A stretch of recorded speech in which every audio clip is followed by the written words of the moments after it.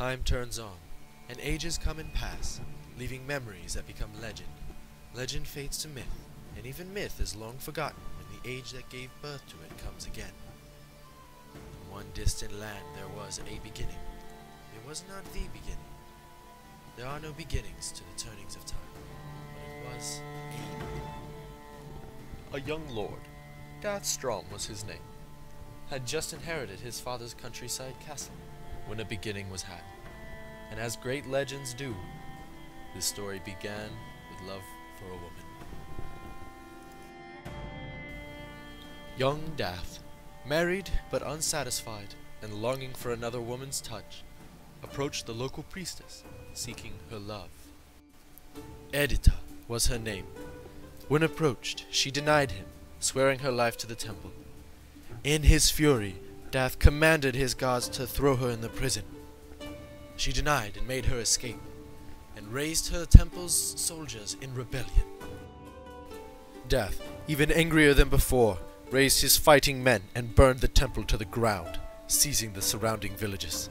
After imprisoning the priestess, she was banished from the realm, her titles and her gold seized. Many legends tell of a great hero's wrath and anger causing mayhem and destruction. But in this story, it seems that Dath's anger caused him great boons. With the extra men after seizing the temple, the extra men that he could raise caused him to have more fighting soldiers than his surrounding opponents. They had not seized their temples. They would never do such a thing. But Dath did seize the temples. Dath did double the size of his army by imprisoning the priestess whore. And now, he had the men to conquer his surrounding territories. He had the men to begin his conquest. While awaiting for the temple garrison, which he burned to the ground to replenish itself, he was approached by his neighbors, demanding tribute. In his fury, his response was to nail the envoys' hats to their heads and send them back to their master. After sending away the envoys in such a gruesome manner, he began experimenting further with more torturous schemes. As his fame of cruelty spread abroad, his prestige grew. His people demanded that he stop these evil machinations, but he denied them.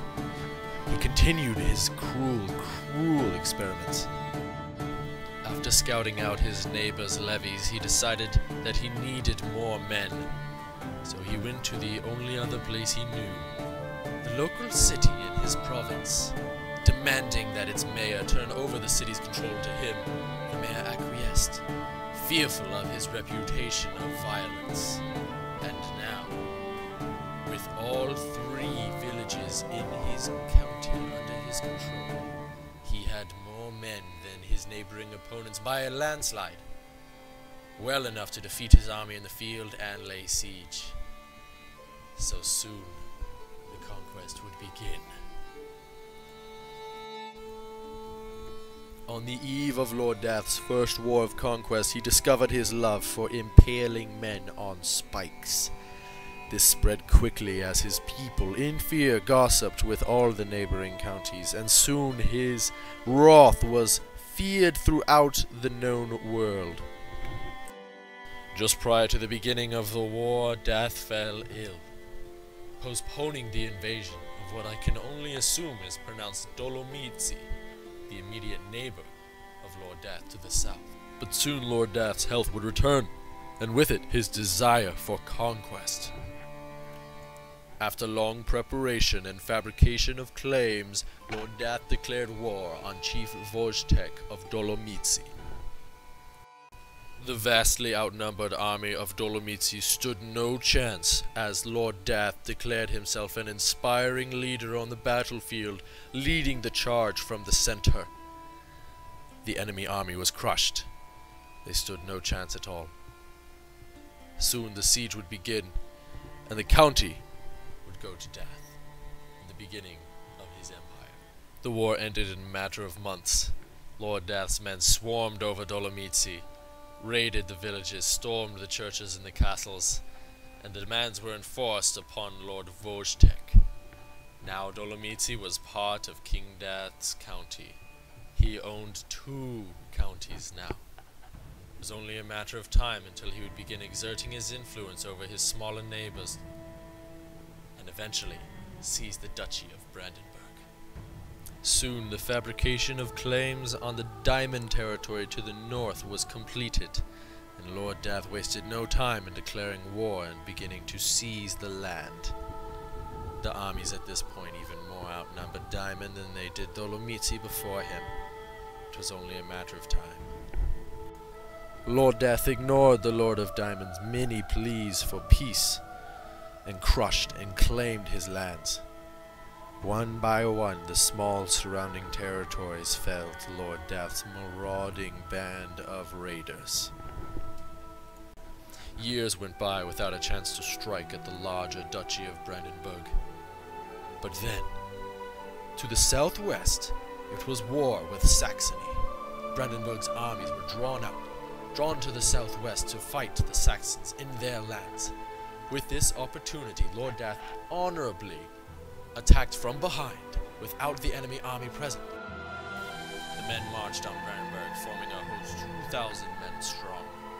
Brandenburg could no way stand up to this army head-on, but the old fool had some tricks up his sleeve. High Chief Zisterspor, Duke of Brandenburg, took his army around the west and laid siege to Dolomici, while Death's army was engaged in Brandenburg. Attacking across the river would be dangerous, and one would have to give up the siege in Brandenburg. A plan was devised. Death would wait to finish the siege of Brandenburg, and then take the entire army and storm across the river, before the Duke had a chance to escape or complete his siege at Dolomici. But the conquest of the duchy would have to wait. The army of Lord Death outnumbered the army of the Duke 3-1, but could the hardship of attacking across the river, and the defender's advantage, let the Duke's army pull out a victory? If Death lost his men, he may not be able to complete the siege and would lose the war in shame. And then the gods gave Death a son, also named Death, and he knew that the battle would be his. So immediately the army departed and stormed the river. The battle raged on for days, and at first it seemed that they were evenly matched, until Lord Death crushed through the center with his superior numbers and his superior fighting skill, and routed the center of the Duke's army, and with it the 2 flanks broke. And now the war was all but won. All that required was to lay siege to the remaining castles and wait out the Duke's surrender. One last-ditch effort by the Duke again to attack from behind resulted in utter failure, and finally the Duke surrendered his duchy and all of his vassals to the Lord Death. Victory was won. Lord Death now had claim to the entire Duchy of Brandenburg. All he needed was the wealth to declare himself a duke, and his long struggle would be done. Lord Death, overpleased with his success and the victory over the Duke of Brandenburg, soon found himself in the arms of a lover, not his wife. Traditionally unable to say no to these type of things, again he failed to resist the temptation, and soon trouble would begin to brew. Lord Death continued his conquest of small, nearby counties that could not resist his power. His men outnumbered them drastically. This would be no contest. Everything seemed to be going well. Death would soon be Duke of Brandenburg, and his life's dream realized until that fateful day when he got the message. An illegitimate child born of his affair. What would he do? Would he legitimize the child? Say it was his, but not bring it into his family? Deny it outright? Death, never one to deny conflict, opted to legitimize the child. He was not afraid of what might come. He was not afraid of anyone's opinion of him. But his children, the rightful heirs to his inheritance, were scorned. Soon another war was done, and another county claimed for Lord Death, when suddenly those who had helped him with the siege, allies from the east, backstabbed him. In his anger, Death charged the traitors. Attack! Attack! Charge! Gained the trait of wrath, his anger becoming known to the world. Anger that those who actually knew him knew was there for some time. Death charged these traitors, broke their lines, crushed their treachery, proceeded to loot and pillage the countryside, pillaged all of their territories. None were left, their armies decimated, ripe for the conquering. A gift Lord Death did not expect. Ah, what could be left to tell? Ah, yes, there was the time that Lord Death spurned the emissaries of the Pope and the Catholic kings of the West. Attributing his faith to the Slavic gods, he sent away the missionary into the prison. There are terrors in this life as well, my friend, he says, as he locks the missionary away, to spend the rest of his natural life rotting in a dungeon for even daring to switch away his faith from the gracious Slavic gods who have granted him so much conquest and so much yet to come. But it seems that the Pope would not take this idly. Trouble would loom on the horizon. Could Lord Death really stop the tide of the Catholics? Could he prevent the inevitable conversions? Only time would tell. The war parties of Duke Death swarmed over the three lords who still hold sovereign lands within the kingdom of Pomerania's de jure realm. Death crushed these lords and supplanted their kings and counts, and then created his own kingdom. The kingdom of Pomerania, finally united under one banner, his banner, Svarog be praised. The Western devils thrown out, the Slavic religion preserved, the kingdom of Pomerania established, the first kingdom of Eastern Europe to actually gain a crown with peace. He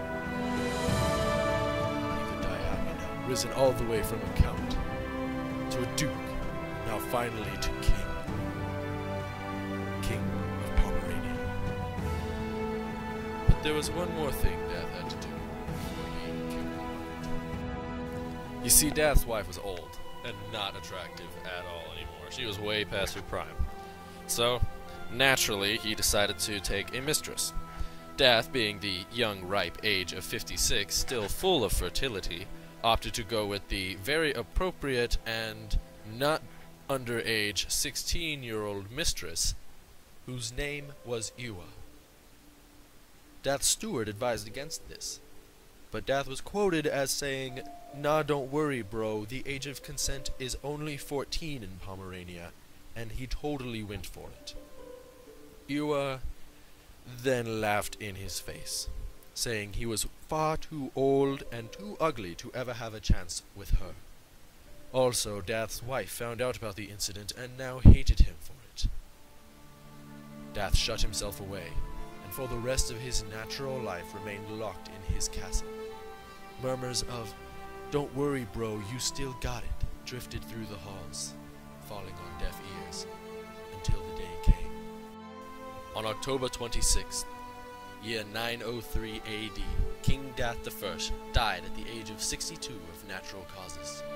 He was succeeded by King Death II. Long may he reign. Long may his boot tread on conquered lands. But the future is uncertain for the kingdom of Pomerania.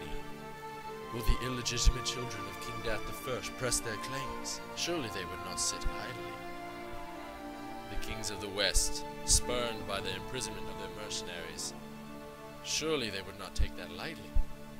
The Pope, he would not appreciate the growing religious power and influence of the Slavic religion. What about the broken Slavic kings to the east? Surely they would not idly sit by while King Death conquered them one at a time. And the rampaging warbands of the north to the north. Thousands of men, wild, untamed beasts. King Death would have to fend off their waves and waves of raids eventually. Did they have the manpower? Could they withstand it and all their other enemies?